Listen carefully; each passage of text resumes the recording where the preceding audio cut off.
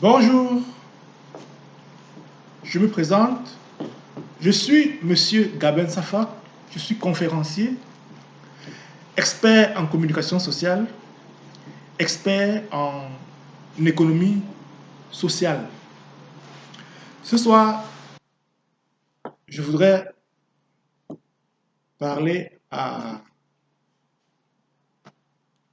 mes frères et sœurs qui sont nés en Konsamba au Cameroun. Et le thème de ce message, c'est le développement participatif et la ville de Konsamba. Le développement participatif et la ville de Konsamba.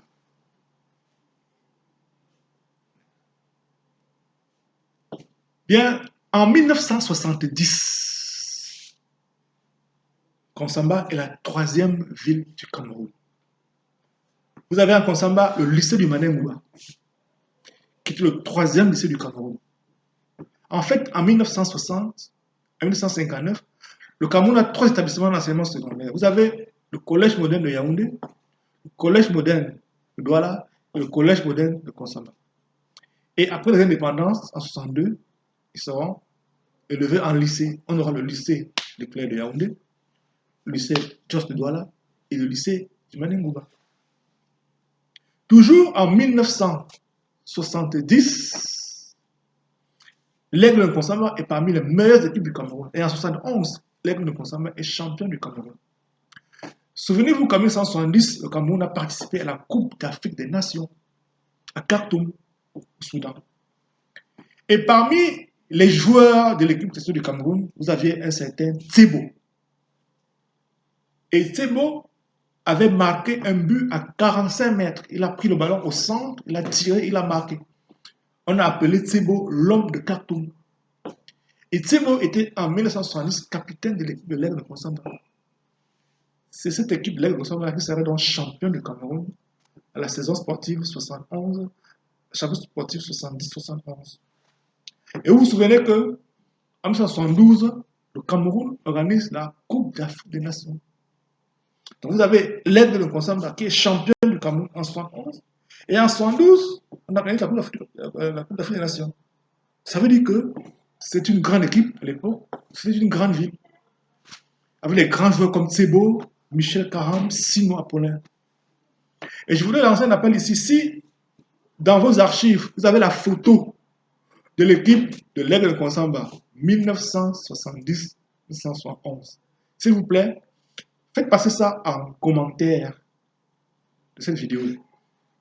Vous regardez la vidéo, au moment de faire le commentaire, vous postez la photo. Comme ça, ceux qui verront la vidéo verront les photos.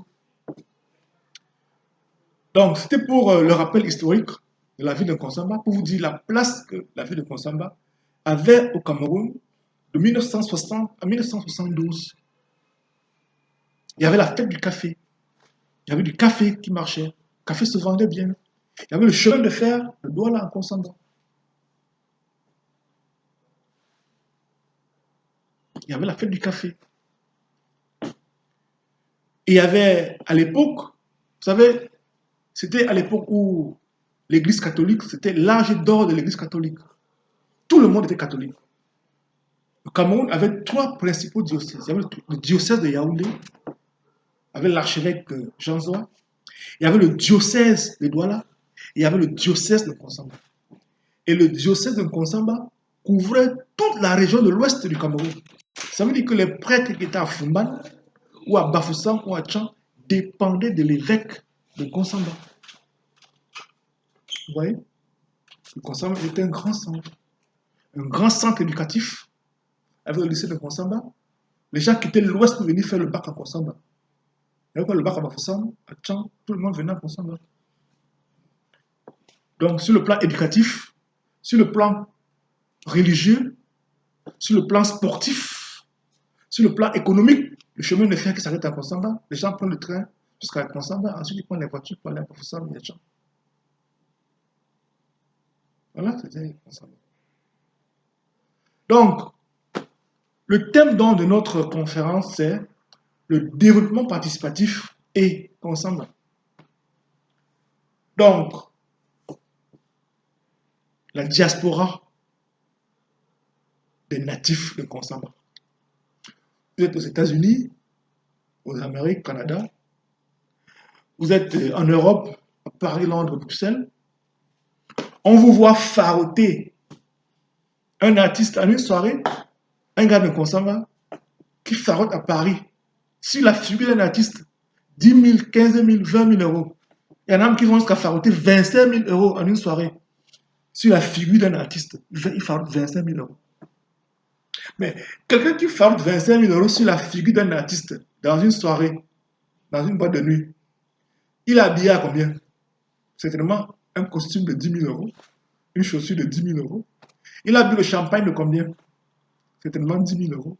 C'est-à-dire qu'en une soirée, farotage, plus costume, plus champagne, le gars a claqué 50 000 euros.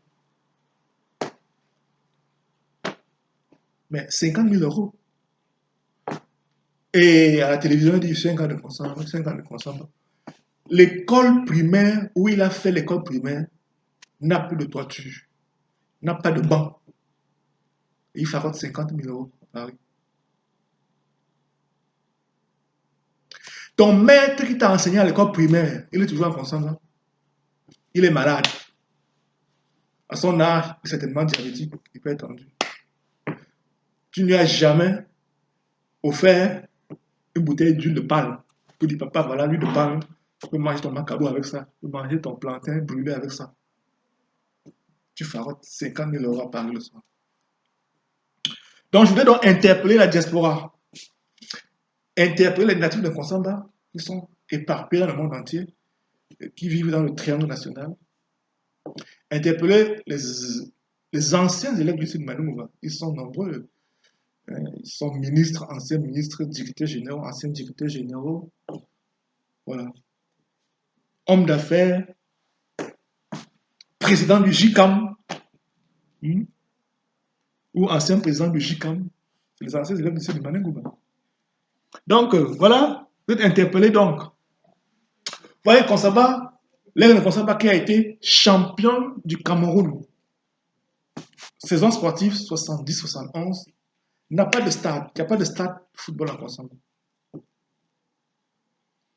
Donc, le projet qui nous tient à cœur, c'est la construction d'un complexe sportif en Consamba. Complexe omnisport en Consamba. Avec le développement participatif. Donc, il s'agit de lever les fonds pour construire un complexe sportif en Consamba. C'est un partenariat public-privé. Et les fonds peuvent être levés par la poste, par la Campost. Nous devons valoriser la Campost en permettant à la Campost de devenir une véritable banque de développement. Donc, vous qui êtes dans la diaspora, vous pouvez transférer les fonds directement à la Campost. Il y a d'autres compagnies de transfert d'argent comme Express Union, comme Express Exchange, qui sont déjà installés partout au Cameroun.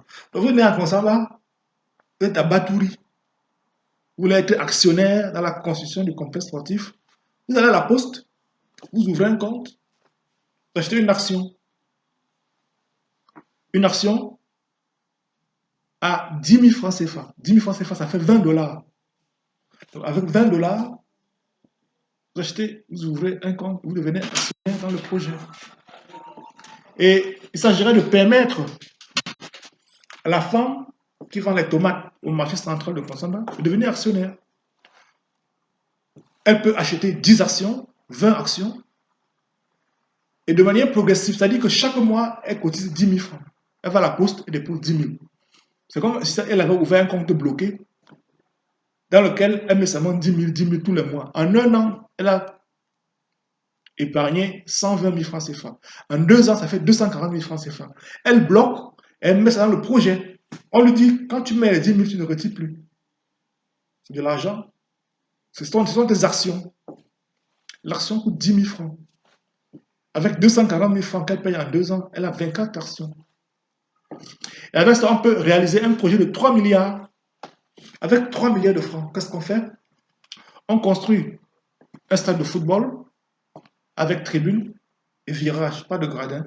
Stade de football avec tribune et virage. On peut faire la tribune sur un seul côté, sur un stade à 4 côtés. On fait la tribune sur un seul côté. Le reste, c'est le virage. Donc, un stade de football avec pelouse naturelle, tribune, piste d'athlétisme. Ensuite, nous avons les aires de jeu, le basketball, handball, volleyball, tennis, bien fait, et une piscine olympique. Et à côté, on construit un gymnase, une salle de gym, un gymnase, une salle de conférence, une salle de théâtre, salle de cinéma, une bibliothèque, une cinémathèque, un centre commercial et enfin un hôtel de 25 chambres avec des appartements et des suites. Comme ça, toi qui vis au Canada, tu prends ta femme canadienne, avec tes 2 enfants canadiens, et tu arrives en Konsamba, tu prends une suite ou un appartement et tu habites. Le matin, tu fais le sport. Comme tu es un ancien footballeur, tu joues, tu fais le sport, tu te promènes. Ça fait rentrer de l'argent dans la ville. Et toi qui vis au Canada, tu es actionnaire dans le projet. Tu as mis 1 000 $ comme action. Quand on réalise le projet, c'est rentable et tu as un pourcentage. Chaque année, on calcule les intérêts, on reverse les intérêts. C'est de l'argent que tu as investi. Si tu n'es pas là demain, ton fils prendra. Ton fils n'est pas là, ton petit-fils prendra. Il suffit simplement de sécuriser les fonds, d'informatiser et de robotiser la poste. Le Cameroun a des brillants informaticiens qui sont capables de le faire.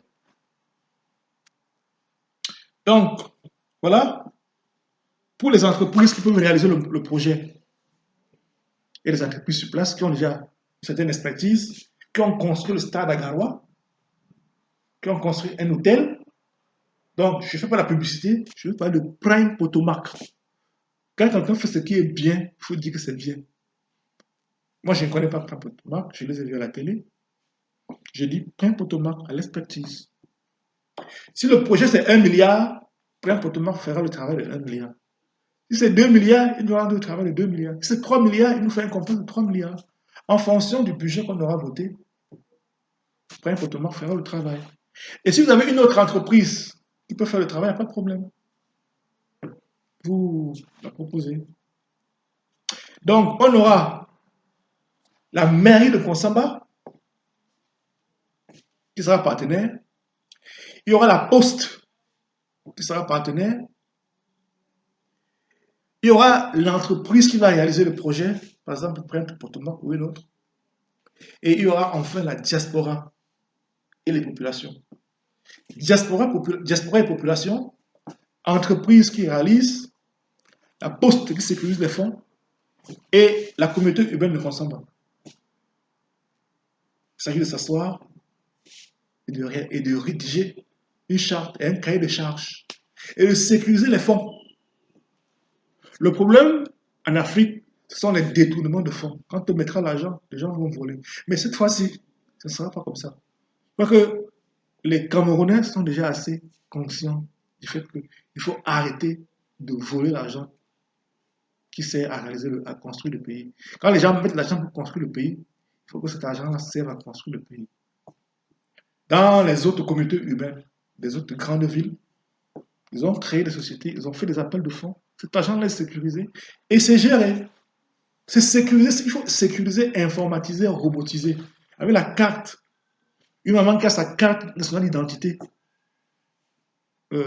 électronique, elle ouvre son compte, on lui donne une carte bancaire numérique. Elle devient actionnaire du projet. C'est comme ça que nous pourrons développer notre vie de consommation. Parce que je vois toujours sur les réseaux sociaux, les enfants de Konsamba pleurent, les enfants de Konsamba pleurent. Mettez la main à la poche et réalisez des projets dans votre ville.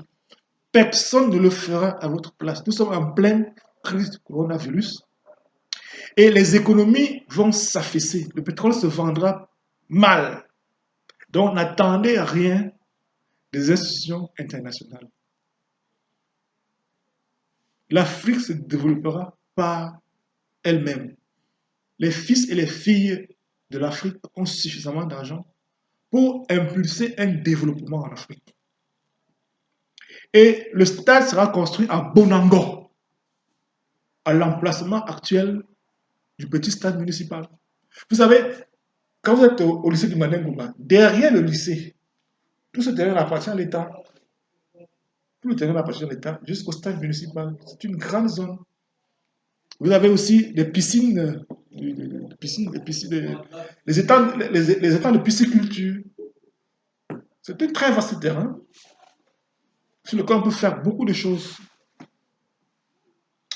Et en ce qui concernera les voies d'accès, on n'a pas besoin de faire les voies d'accès au stade en béton bitumineux, ce qu'on appelle le goudron. Les pavés permettent de faire des routes durables. Et pour faire les pavés, on n'a pas besoin des engins de génie civil. Moi, j'ai vu dans les villes africaines, moi j'ai vécu dans plusieurs villes africaines, j'ai parcouru des villes en Afrique. Je ne voudrais pas dire dans quelle ville était.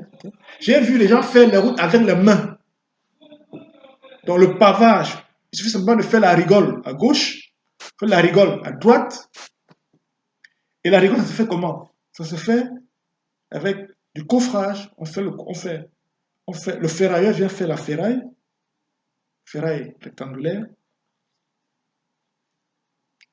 Et on fait un coffrage et on coule avec du béton de deux côtés. Une fois que les deux rigoles sont coulées, on verse la terre au-dessus pour niveler.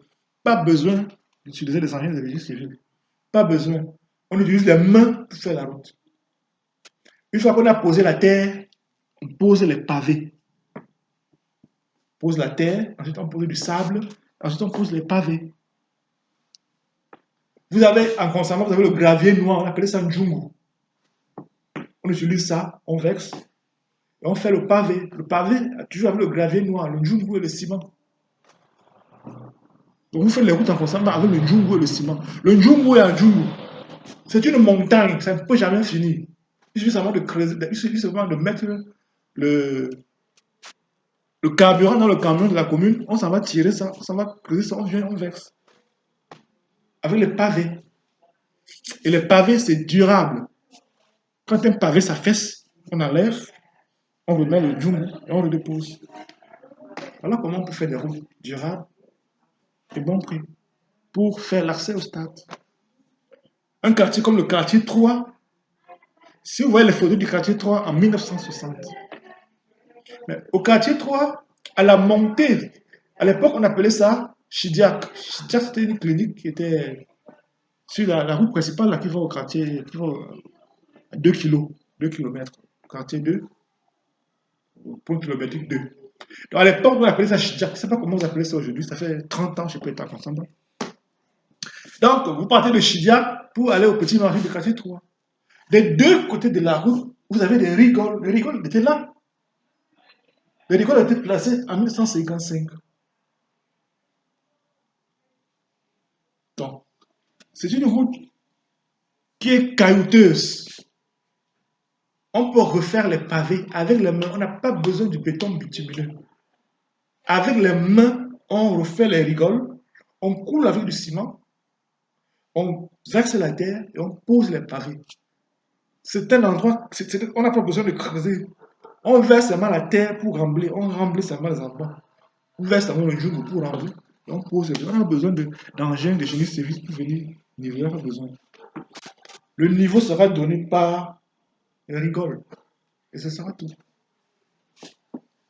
C'était dans mon coup de gueule au gars de Fonsamba qui fera 5 000, 10 000, 15 000, 20 000 euros par soirée sur la figure des artistes. Voilà. Bien, le même coup de gueule, je l'envoie à Tchang. Je veux dire que je me nomme Gabin Tsahak. Je suis né à Fonsamba, mais je suis originaire de la ville de Tchang. Vous voyez, une ville comme Tchang, qui a 60 000 habitants, qui a 60 000 étudiants à l'université, et qui a un Sénagès depuis 1960. Et Tchang n'a pas de stade municipal. Il n'y a pas de stade municipal à Tchang. D'accord. Dans le même projet que j'ai présenté pour Fonsamba, le même projet peut être réalisé à Tchang. Et à Tchang, vous avez des élites, vous avez dans la mémoire, vous avez des riches, vous avez des milliardaires. Vous avez le groupe Faubert, vous avez le groupe Bocom, vous avez d'autres groupes. Voilà. Il y a des personnes qui peuvent implémenter une levée de fonds pour construire un véritable complexe sportif et culturel à Tchang. Et c'est rentable. C'est rentable. C'est un complexe qui sera géré parce que l'entreprise adjudicataire, comme Prim Potomac avait dit, je crois dans une de ses vidéos, Prim Potomac avait dit qu'elle construit le stade, elle gère le stade pendant un certain temps, et elle rétrocède ça à la FECAFE. Mais ici, c'est la commune qui va négocier avec Prim Potomac. Commune, Prim Potomac et diaspora. Donc, on arrête le budget, la diaspora cotise, les élites cotisent, Prim Potomac fait le travail et on évalue ce qu'il faut payer à Prim Potomac. Donc, ils vont gérer pour récupérer ce qu'on n'a pas pu payer. Donc, les élites payent, la diaspora paye. Prim Potomac réalise le travail. Ce qu'on n'a pas pu payer, Prim Potomac va gérer pour récupérer. Et à la fin, le projet est rentable et on va payer les actionnaires. Voilà, je ne suis pas un financier, je ne suis pas un banquier. Je fais l'économie sociale et l'économie familiale. Je fais la communication sociale, communication de développement. Je ne suis pas un banquier. Donc, les banquiers, ils sauront comment il faut gérer ça.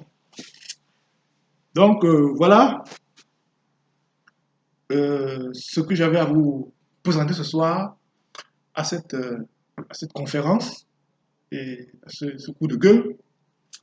Alors, si vous avez aimé, envoyez vos commentaires et je suis à votre disposition pour intervenir dans des forums, conférences, débats. Vous êtes gars de Fonsamba, vous avez votre réunion à Paris, à Londres ou à Bruxelles. Je suis disponible pour intervenir. Voilà. Pour intervenir comme conférencier. Voilà.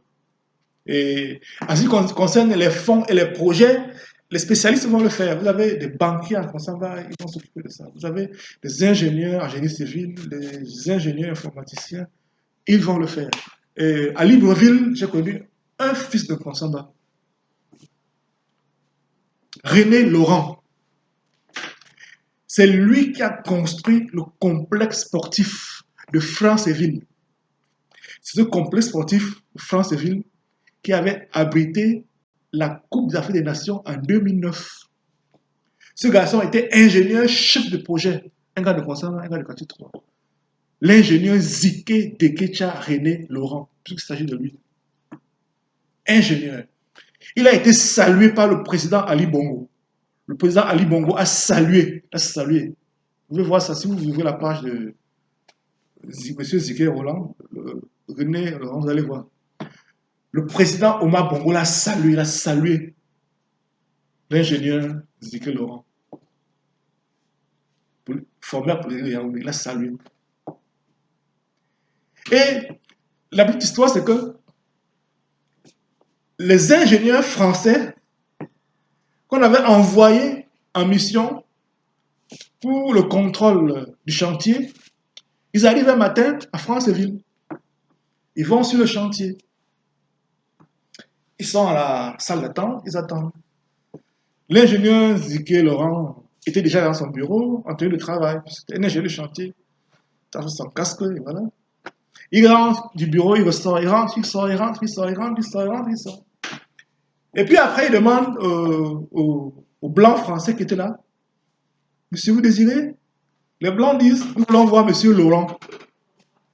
Pour eux, Monsieur Laurent est un Blanc. Ils ont été surpris de voir que Monsieur Laurent était noir.